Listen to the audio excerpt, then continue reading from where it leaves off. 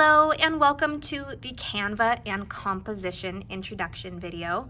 This is going to be a watch and then try video. So I am going to show you all of these things and then you'll have time to play around with all of the options. Now you are going to receive this document. It has 35 pages and the first 5 pages are for you to do work on. The remaining 30 pages, if you look through, are all different page templates that you can use for your final composition. Now they start out with a blank template and then the remaining templates all have different options of things that you might consider trying. Now before we get into the templates, let's take a look at this first page. I am going to zoom in so that we can really take a look at what we are talking about when we mention the rule of thirds. Now, as you can see in the grid that we had on our first composition here, that we are dividing each of our pages into 3 rows and 3 columns so that we've got the grid of 3 by 3. Now, these are the templates that make it helpful to understand how we use those grids. Now, first, this intersection row is showing you that you can use any of these 4 intersections and it will really make your composition a lot better. So you want the focal point, the part that you want people to see, to be on one of these intersections. That is one good option. Another good option is using the axis or the line, one of them that you can choose. So you could choose either of the 2 vertical lines or you can do the horizontal lines as well. Now here is another example, and this is like going all the way across and keeping that width, whereas the axis example had like a shape on top of it. So this would be maybe an example where you would have like a column of text that was going down and then your animal next to it. So these could be like text or even part of your animal or part of your design, but following along the line is a great option. You could also try to fill columns with specific things. So maybe like your animal on the side and this section would be where your text would be. So you can fill columns and leaving 1 or 2 open. Here's filled row or the diagonal. So you can have things kind of like cutting through those intersections, and that's a really great way to tackle the composition. Next, I wanted to show you diagonal lines that reinforce the rule of thirds. That means that they help you follow the rule of thirds. Now, these are some intersections that you can see that we were talking about. Those are the intersections that we want to have our interesting details placed on, but they also show different ways that you can have diagonal compositions and have it be pleasing to the eye. So refer back to this document as much as you can to check to make sure that you are following the rule of thirds. Now for this next space, and I'm going to go through and do this along with you. It says use this space to select your animal and remove the background. So we're going to head over here to the side and we're going to click on elements, and then I'm going to just type in what I want to search for. So maybe for this one I'm going to do a heron. Now we don't want the graphics because that's like cartoon. We want photos. So we're going to select photos and I'm just going to snag one. Now here's a heron that I like.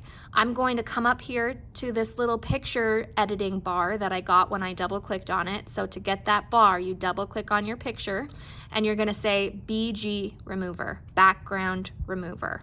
I'm going to take out the background and boom, isn't that so cool? So let's snag another, I don't know, let's see, maybe I'll take, I kind of like this one. I kind of want one where it's like close up on the face. So let's try that again, background remover.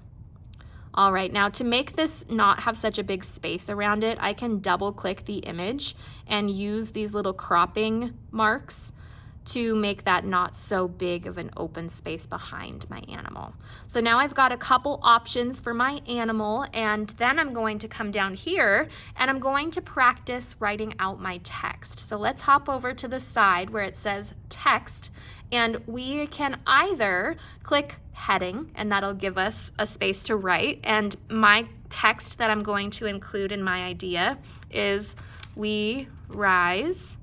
And then I'm going to make these separate, I think, and that's a great option is to think where you could break down your quote or phrase or wording.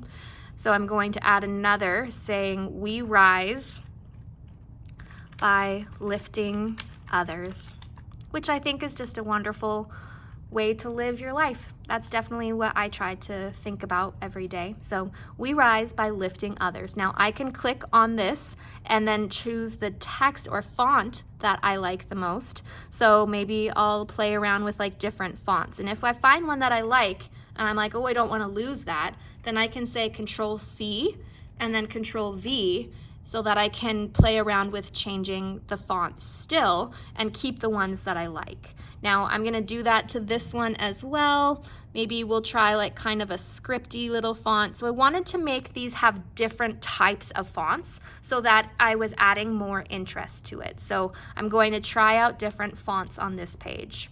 It says, the page templates below are options for your final composition. Try your animal and text in any of these templates that you like, or try making your own composition.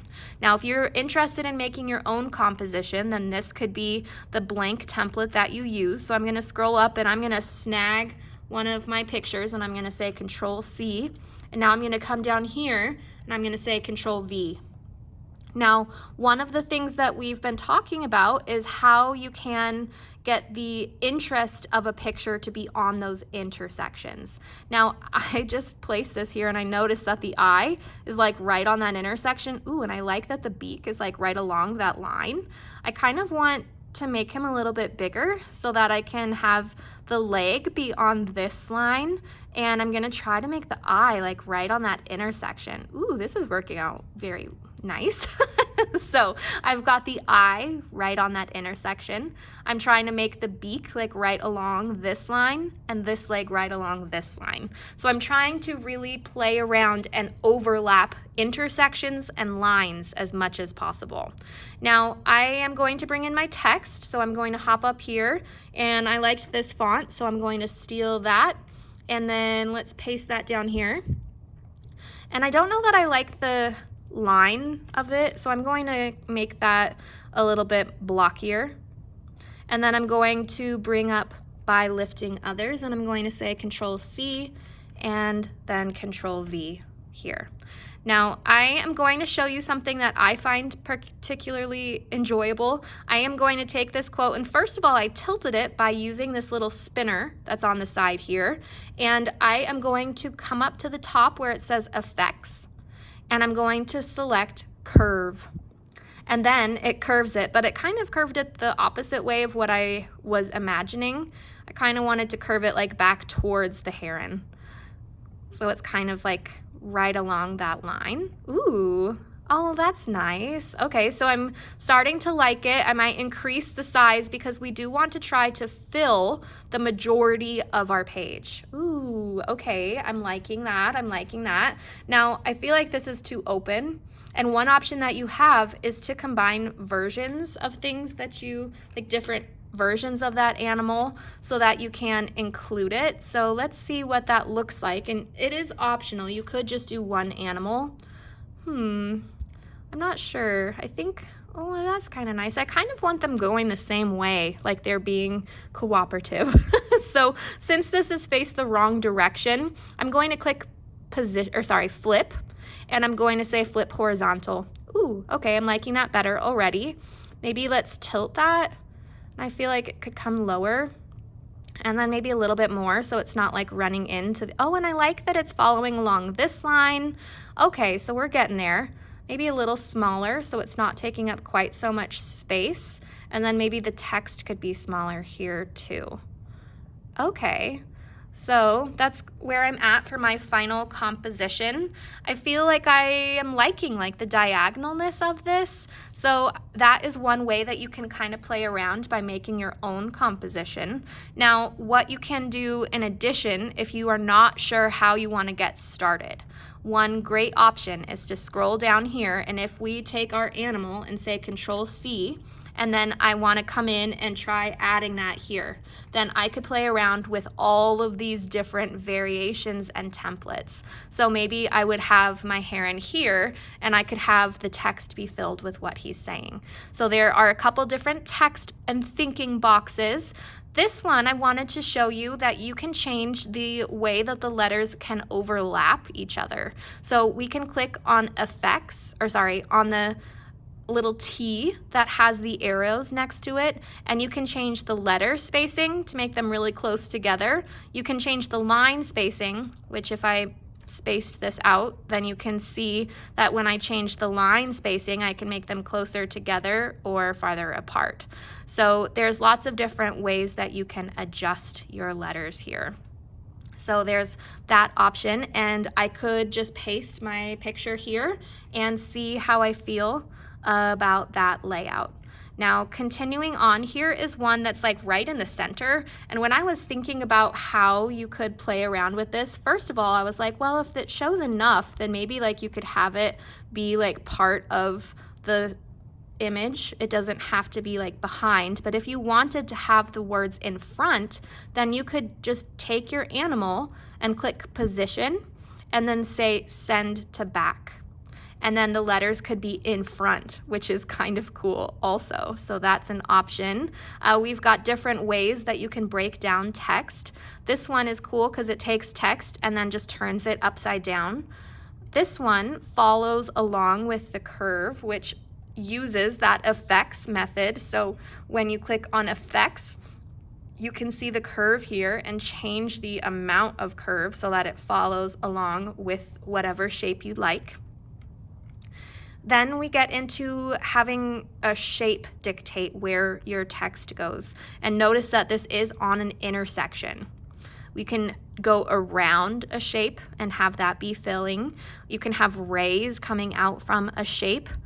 This one shows the rain coming down. That's like vertical versions of your text. This one is a repeat of a word. So you take one word and repeat it all the way down. This is called secret writing, and that's where you just take text and you overlap it a lot until you can't quite read it, and then it slowly starts to space out. This is an example of just having text in the background, so you could have that be like part of your background in addition. So if I wanted to take this text and put it behind that first composition that I made, that would be a cool way to fill that empty space. I also really like that on this one, we've got a column of text. So that's kind of going along with the rule of thirds column idea. Here's a good diagonal, and this is just lyrics of a song. And then this is where it switches to the templates that I actually just stole from the text section in Canva. So if you click on text, it'll start you out up at this section where it says heading, subheading, and body. But if you scroll down, there are so many cool options of different combinations and designed letters that already have the effects already set up. So you can scroll down and just click in here, and these look really fancy, but you can just like type whatever you'd like and then change the size to make it fit onto your composition. So those are some cool templates, and that's what the rest of these are just different templates that I stole. So they do work well with like fewer words. Like if your phrase or quote is shorter, then these are great options, or you can just always add more to it. But there are a bunch of these different options and templates. Overall, you've got 30 different templates that you can try out, but all I need is the one that you like the most for your final. So what you're going to do when you decide that, yes, this is what I like for my final draft, then you are going to come up to this button that says share. You're going to click share, and you're going to click download. Once you've clicked download, you need to change this. I don't need all of the pages. I only need your current page. So click current page and say done. Then you're going to say download. It's going to say that it's downloading, and when it's done, you need to click on that so that you can save it. So it's going to come up here We're gonna click on that to open it. And then I am going to right click and say save as. And you're going to choose a place where you would like to save those. So I am just going to go into my OneDrive here, and I'm going to save that in my design folder. So then I would just put my name, and I would say Mrs. Walters Textimal layout, and press save. That way, when I go to print and to turn in this draft for my brainstorm, then I've got that saved to my computer. Now we are going to print 2 copies of this, one to transfer with and the other to look at while you are currently transferring. So that was our demonstration for how to get your layout.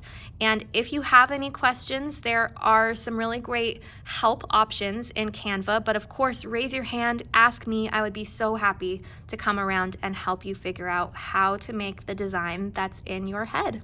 So I'm excited to see what you guys have in your minds, and I'm excited to see the final drafts once we get to that phase too. So thanks for watching, and I wish you the best of luck.